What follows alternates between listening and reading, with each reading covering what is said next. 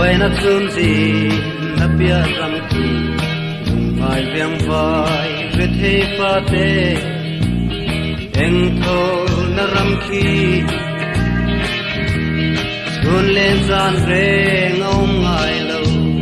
ro pui na en vel ramani ai lam ne man kata na bua sai ram ki o pui moi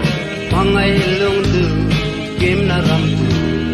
ni ta pu lo de ram no mel en vel ram moi tu rang ka ta twa la ya le pen e po vel ram re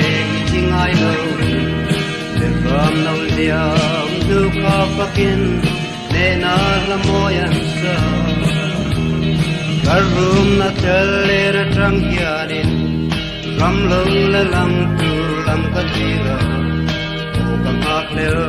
le ko pui moya ka chen ve bun tur chu ka dam lai ni te ata kun ni te ram no dia tu ka pakin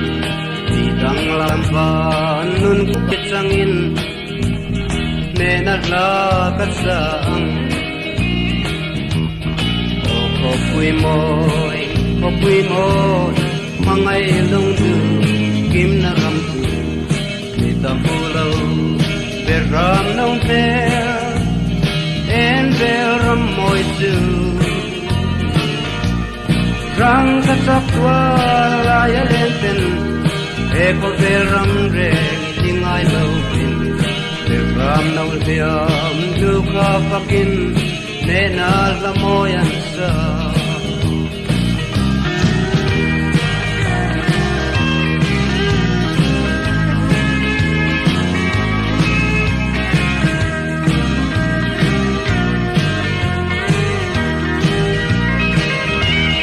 Kalpadam tu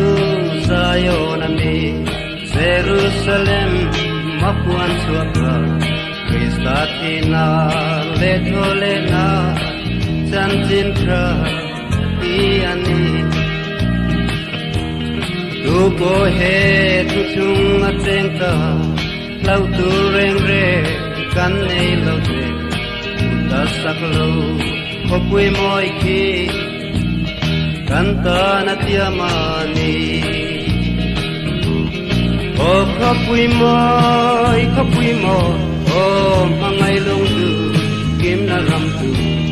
te tampulo te ram no mer en be ram moi tu rang ka sakwa la ya lenten e ko bel ram re tingai lo tin